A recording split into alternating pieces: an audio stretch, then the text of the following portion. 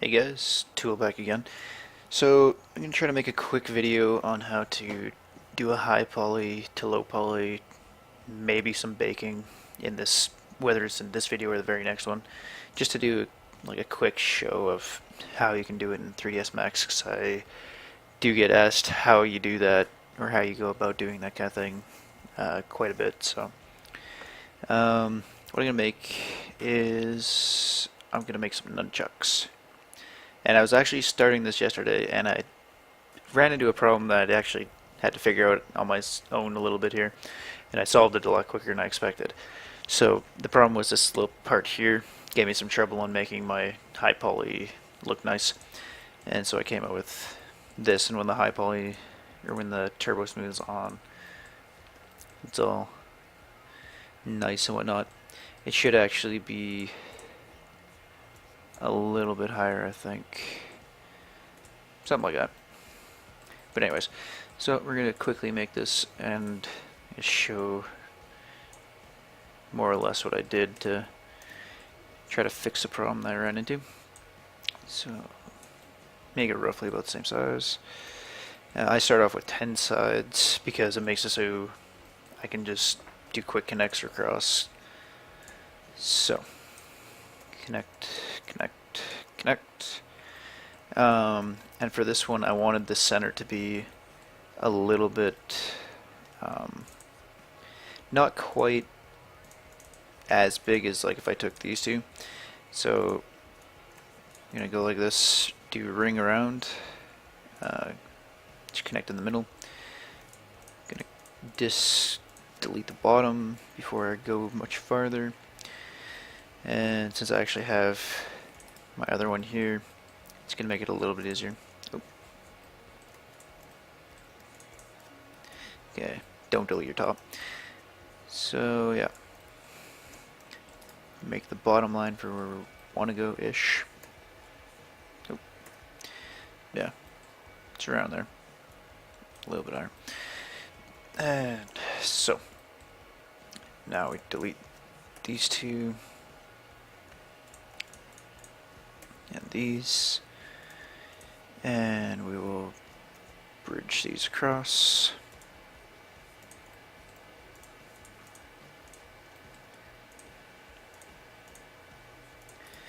And I'm pretty sure that I actually flared these pieces just a little bit.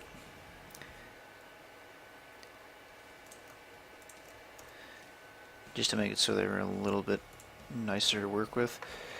Now obviously it's going to look bad when I throw this on. Make sure I turn my isoline on. But I don't really care that much. I just want to play around with this a little bit before I go too far. And I'm actually going to do a double symmetry just to make my job a little bit easier.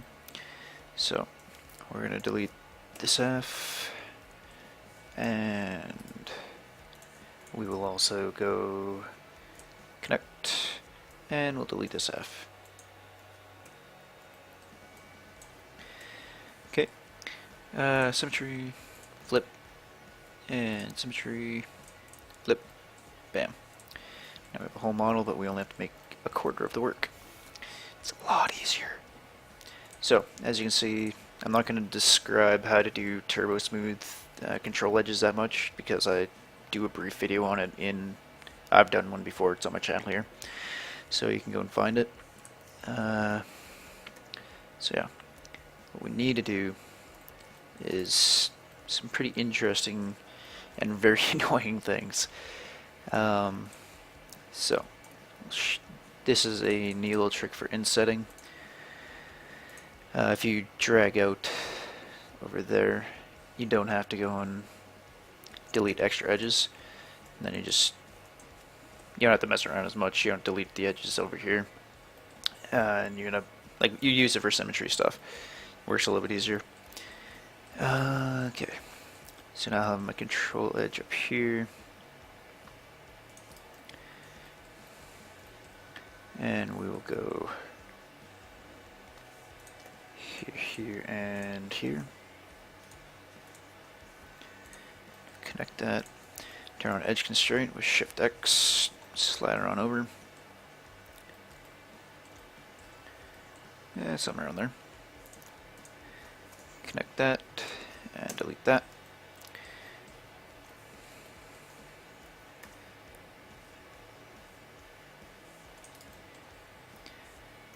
And we'll connect that. Now I have my control edge set up for my top part. As you can see, it's all nice and still rounded. I'll have to tweak it a little bit up here to make it perfect because it was still pretty low poly model when I threw the TurboSmooth on. So doing all the stuff like that's a little bit of pain. So now we come to one of the harder parts. And what I'm going to do is I'm going to do one control edge down here. And we'll do another here. But we're going to target weld to there.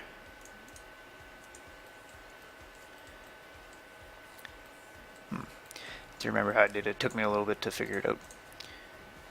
So I'm just going to cheat. Yeah.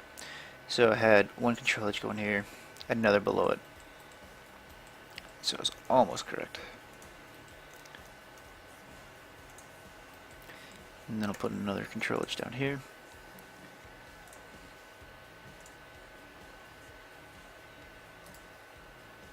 If I could target weld, that'd be great.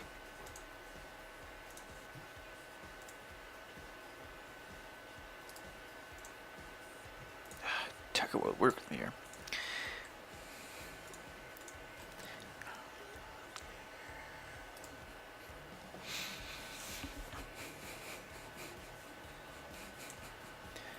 This is actually one of the parts I had to work on quite a bit to get it all figured out.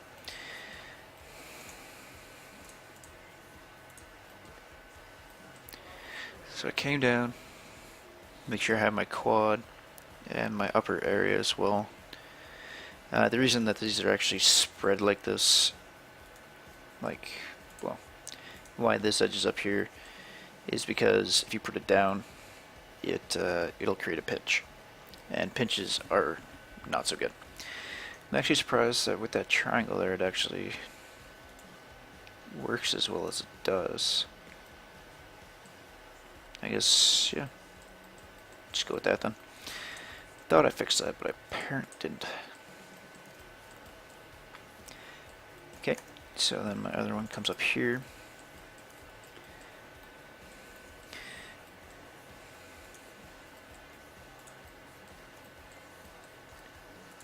And we'll just bring these up a little bit.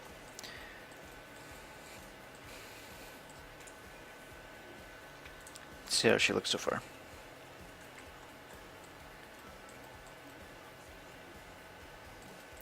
Not too far off so far.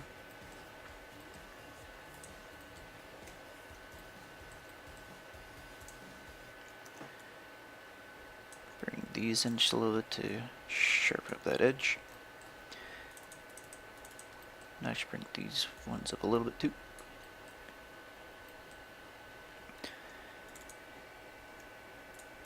I had to mess around a little bit, and this is actually the optimization of getting rid of an inset.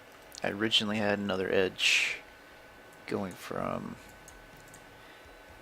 about here across. Get rid of your cut. So stop. So something set up like this, but I think it gave me a little bit of a pinch that I didn't really want to deal with. Yeah. And now I gotta clean up a little bit. Anyways. Yeah.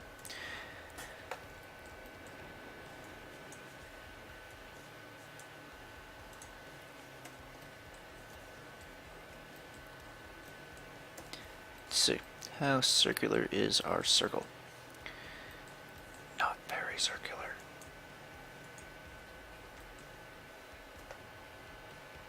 1, 2, 3, 4. 1, 2, 3, 4. Yep.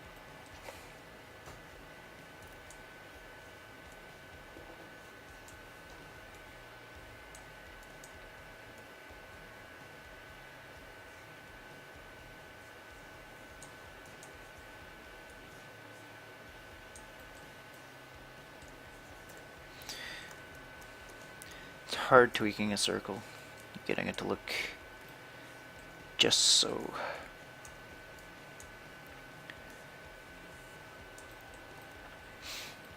Okay. Overall, I'm pretty happy with how.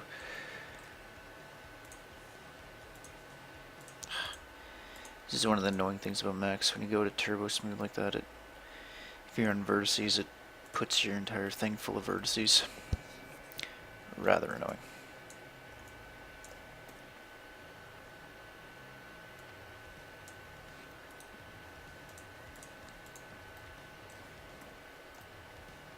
Okay, that's pretty smooth for my liking.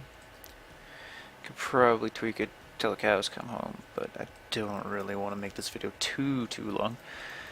Okay.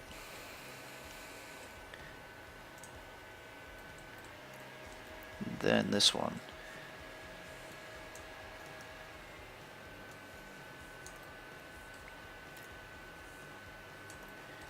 Let's bring these out just a touch. Hopefully that'll work exactly how I want it to, but probably not. Yeah, see, so what we have here is called a pinch. May not see it so well. You can actually find like shiny materials online, or figure out how to make them yourselves, whichever you want to do.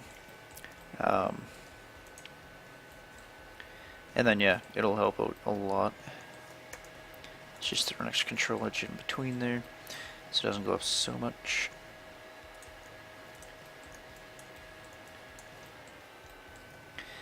Turn on edge constraint. And just move that over a bit. I do still need it for here. I think I can move these two over just a bit.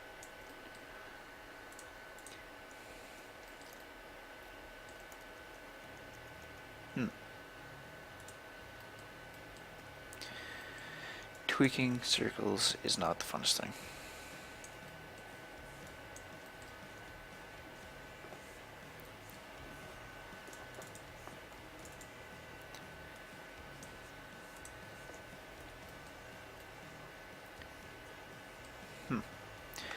So let's see. I wonder if that edge does fix that or not.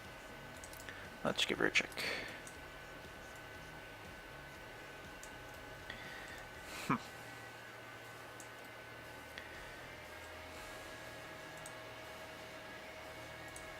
Stupid vertice mode.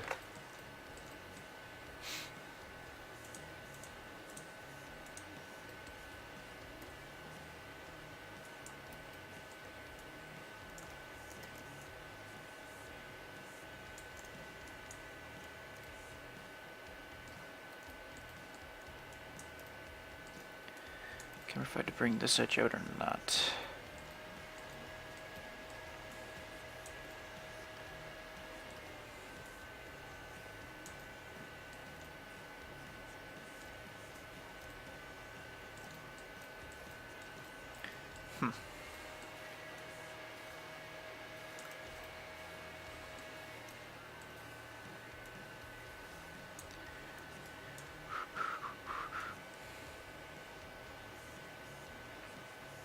It's all about trying to find that perfect balance.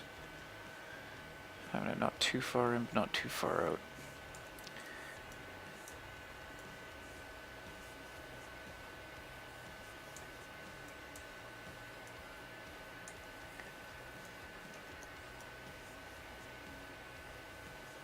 It's strange that that's doing that. Never quite seen that.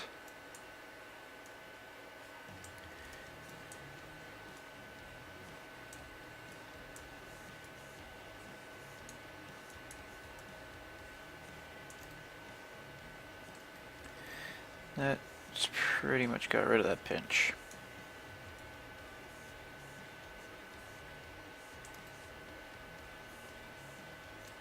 Yep, that works for me. Because the thing is, even if I bake this normal map from this high poly and get a little bit of a pinch, it's still going to be quite easy to fix it in Photoshop.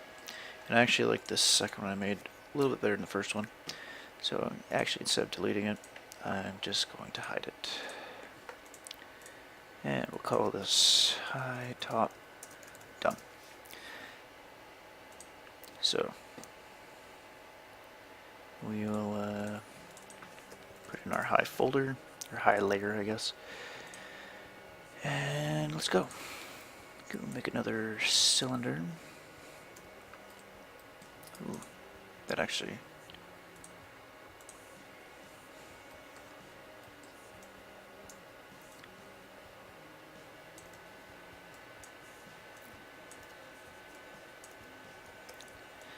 Edge constraints.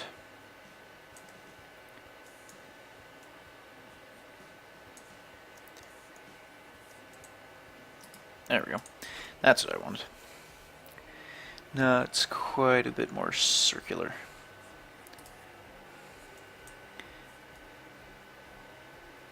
Something like that. Okay, anyways, on to the next piece. Cylinder.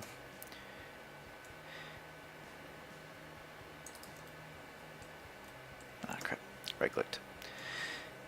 So yeah. Something like that, I guess.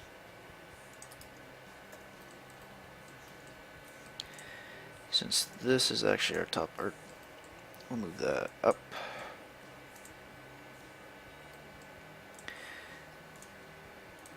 And we'll go make this higher.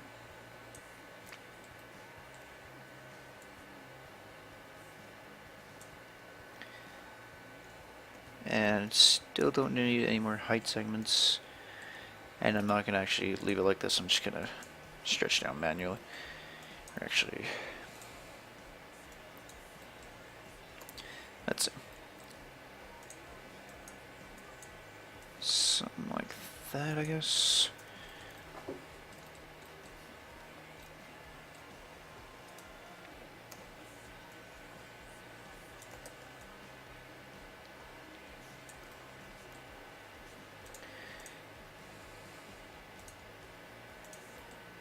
And what I'm doing there is just aligning it so it's right in the center of the X and Y. And I turned out the height because I don't want my center point to go up to the center point of this. Trick I recommend using for multiple high poly pieces is instancing your TurboSmooths. So you go and you right click on your TurboSmooth, go copy, and go to the next piece you want to put a TurboSmooth on, and do paste instance. And what that allows you to do is, if you turn TurboSmooth off on one piece of your overall model or whatever, it turns it off for all the ones that are instance. This allows you to pretty quickly check things. So, like also making your scene a lot more low poly at one button click instead of having to go through all your models and turn it off and all that kind of fun stuff. I'm going to make kind of a Nunchuck that has a rounded bottom because I feel like it mainly. So we'll click that and we'll put an extra loop on there. And we'll put an extra here.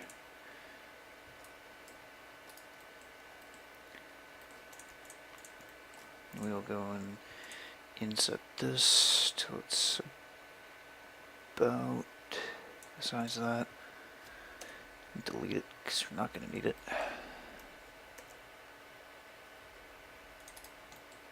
It just gets the same polys really.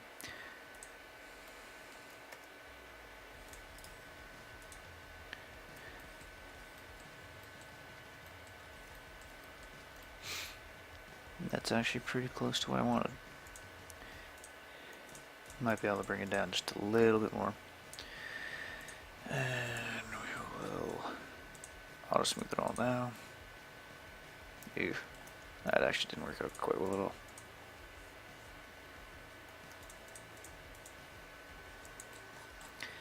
Let's try it again.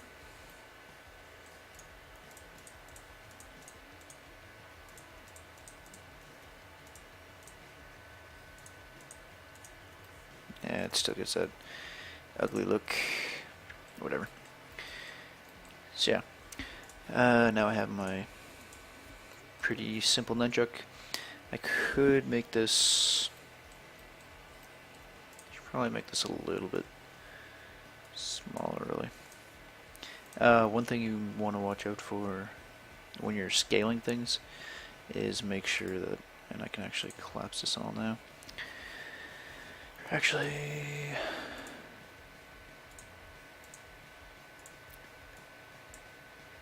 collapse that one.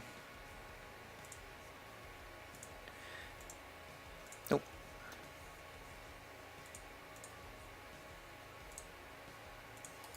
And it can collapse that one. So now I only have to do half my texturing later. Yeah. Anyways, yeah, when you want to scale things, make sure that you're doing it in like element mode or poly mode or whatever. That way your scaling isn't remembered. As you can see at the bottom here, if I scale it now, it's got 90 there. If I release it, you'll start at 100 again. If you do it outside of poly mode, you can see it starts at 100 and it remembers what I was at. So you need, it's not a, you don't think it's a big issue, but when you're doing texturing and stuff like that later, it can cause some really annoying problems. So it's just a good practice to not scale unless you're in poly or edit mode. Okay. Just move my symmetry just a bit.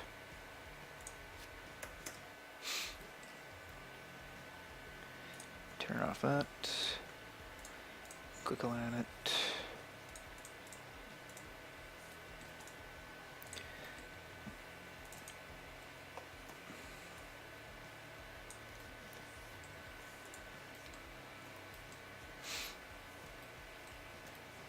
Yeah. Okay.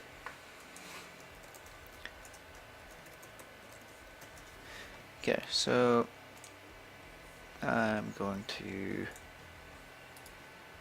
delete that TurboSmooth actually, and I'm going to attach these models together, which actually, no, with that symmetry on the top part, not the best idea. And yeah, I want to keep that symmetry for later. So, yeah, so we have a nunchuck, and didn't really take that long. So, the next part is going to be chains. Chains are not spectacularly hard to make. You go into your geometry tab here, go to splines. I use a rectangle. Make it give or take about your general dimensions that you want it. Make it an editable spline. Select all your corners. Go fillet. And bam. And I'm just going to go select them all again and weld them. So that way, of course that weld didn't work right. There we go. I actually shouldn't have it that high, but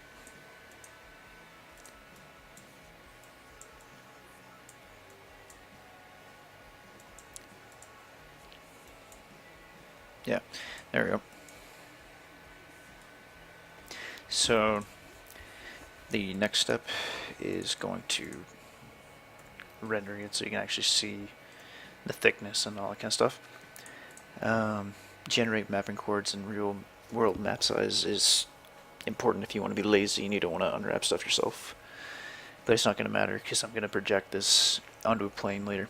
You'll see. It's for low polying stuff. So make the thickness. Since this is a high poly chain piece, I'm not going to actually make a low poly version of the chain piece. We can make it pretty smooth just for the sake of making it real smooth. Interpolation, yeah, adaptive, just because it makes it auto smooth basically, makes it real nice. Let's see.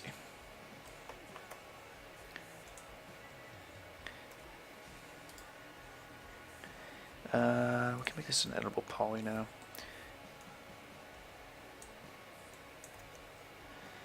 And take my own advice and do it in element mode.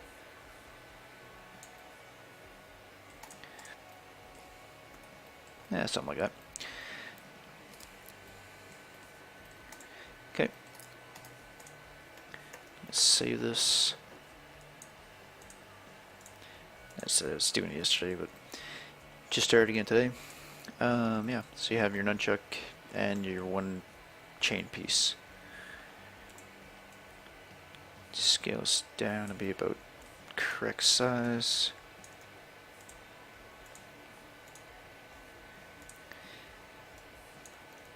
Turn on my angle snaps.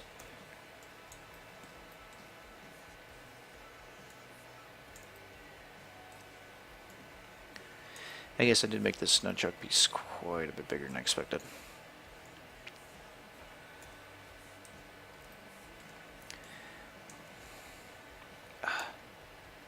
Different scaling modes are annoying.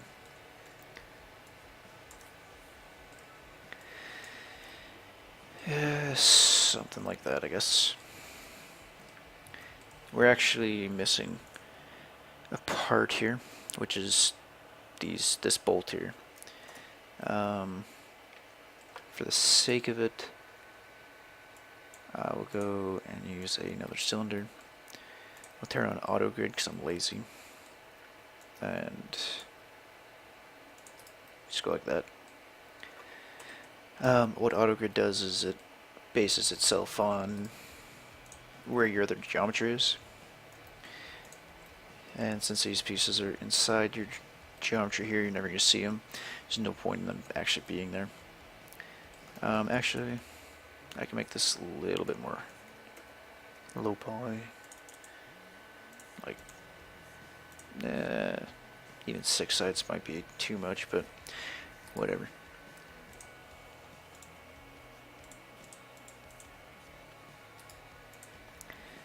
Yeah, so I'll delete these inside pieces. Save again just because I don't want to redo stuff. Okay, so now we have pretty much all the pieces for making a nunchuck. Instead of actually modeling this hole, I'm going to make what's called a floater. The floater is going to be like this.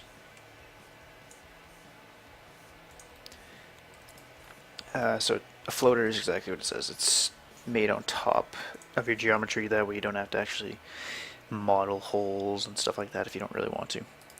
We'll make this, let's make it a 10 piece again.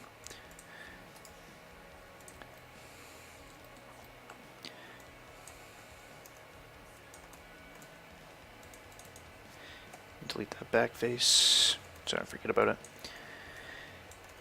Connect these. Let's go with an inset.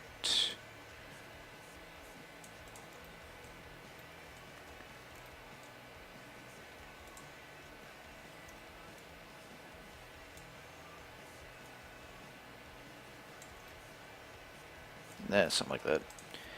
I don't think I'll be able to notice it that much.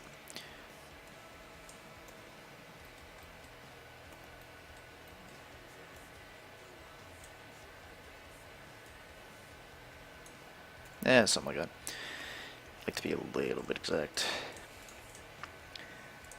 We'll actually intrude this. So let's see. Looks like there's one ring and then an indent. So to make it so it looks like we have another extra ring, we'll shift hold that.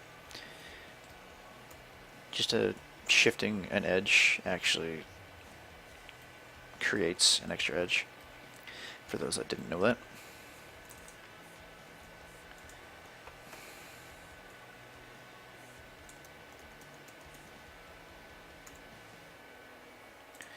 Just move this out a little bit so I can see what I'm doing a little bit better.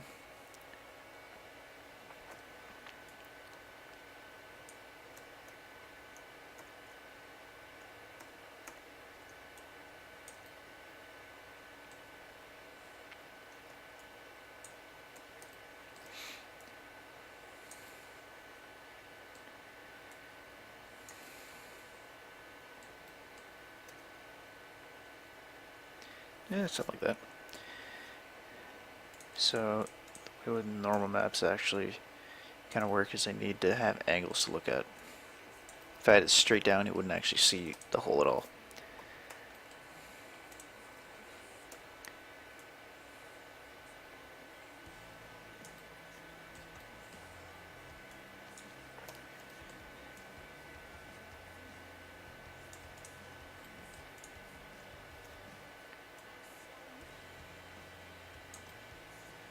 Something like that.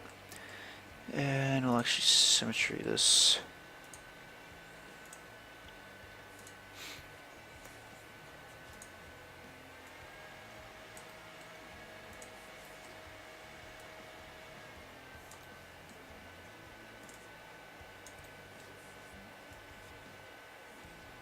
Something like that. So, actually need to move this over a bit. And same with this piece. Yeah, something like that. So, now we have a nunchuck with its bolt hole. And it's actually in this spot too. It actually needs to be a lot smaller.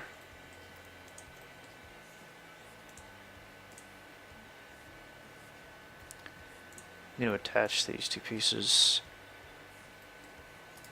because I can.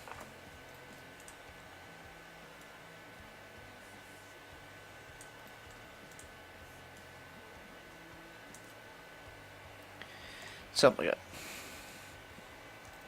Ah, crap. Didn't even see that.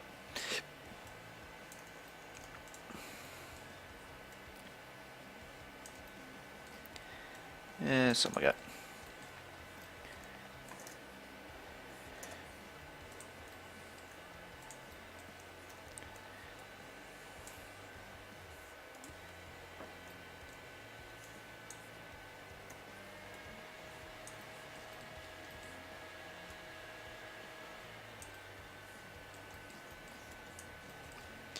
Move these out.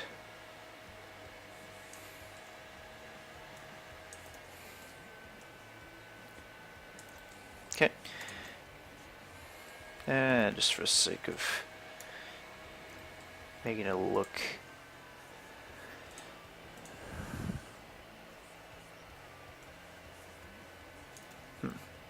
that didn't work. Oh yeah.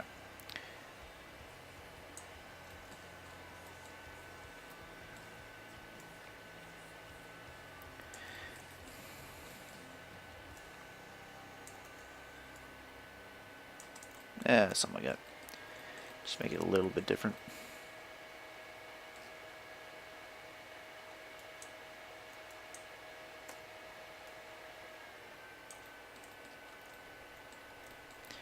Okay.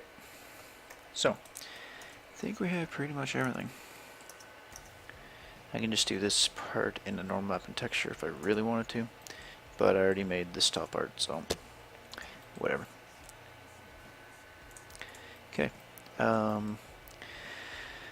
So now what I usually do is I have layers. Let's rename this to bolt and holes. I should probably, yeah, I should do the TurboSmooth stuff to it too.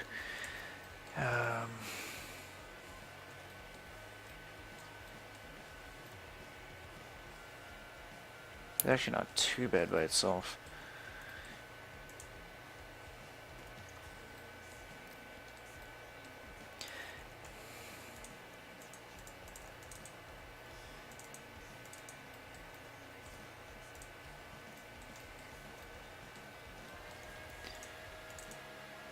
Just go and select all of these inner edges. So I have to do it per thing and try to remember the settings and stuff like that. So, extrude trick again.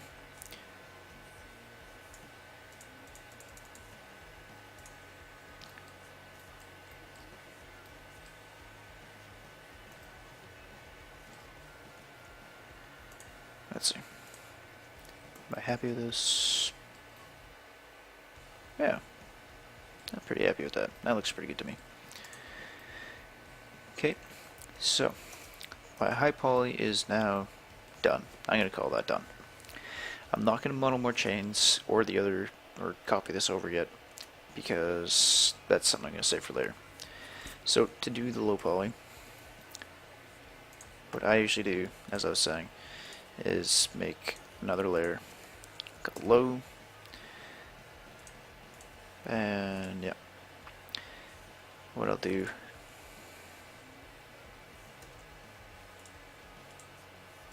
this actually needs to stay in my high one.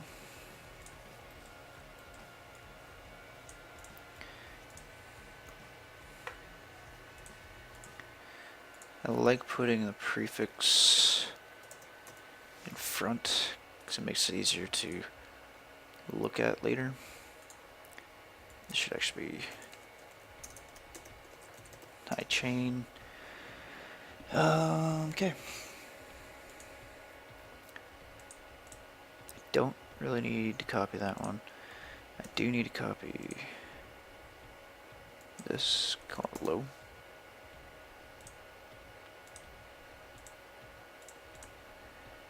And we will add it to that one.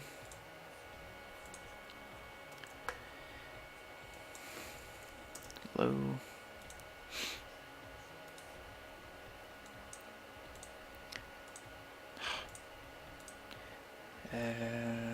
Bolt and hole.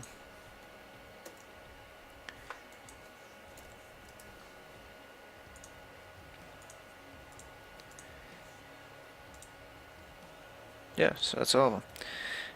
Now what I'll do is I can actually hide my high.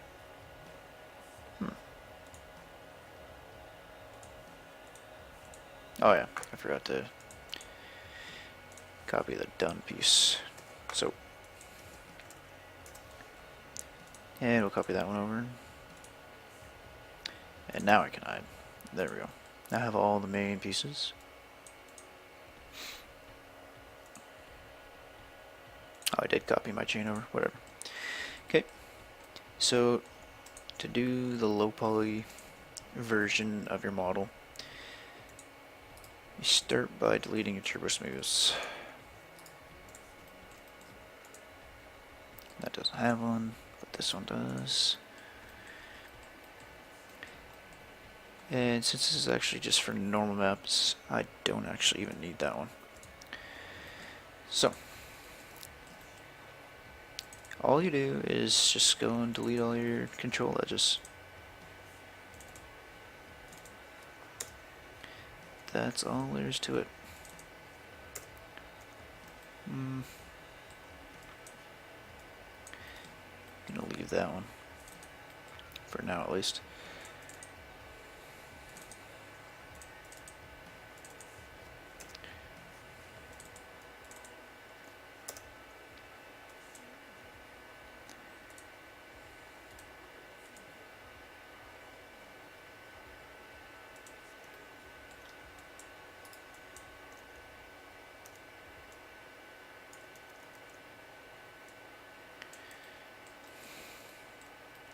And yeah, it's just kind of thinking which edges, like once you've done it a bunch of times, it becomes a little bit easier.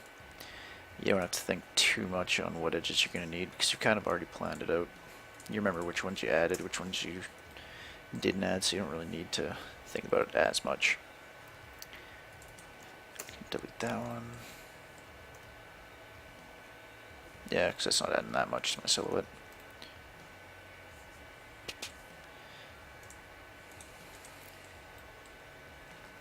Okay.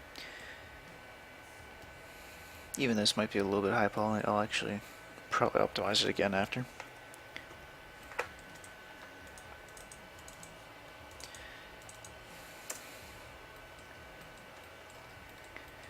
I sometimes switch into wireframe mode just to make sure I have all my edges selected. And that was just me fat fingering the wrong button. The thing you gotta remember is that a normal map will take care of rounding for you. So when you actually do a normal map, it'll go and make it look like things are round when they're not. And that's part of the magic. So, I'm actually going to optimize this a little bit more. Get rid of that.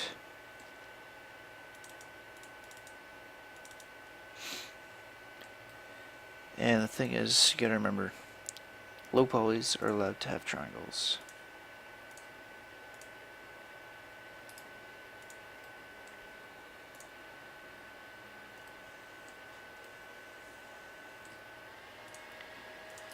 So I can just do that, and I should delete those ones. And it's gonna be the same. And I saved a couple extra polys, and tries, and whatever else. Let's see. I think this looks pretty good to me. If I really wanted to,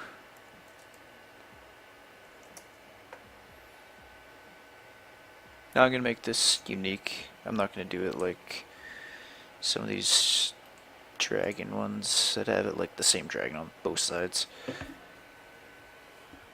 And because of that, it means that I'm going to keep this part. But I'm still going to mirror this part.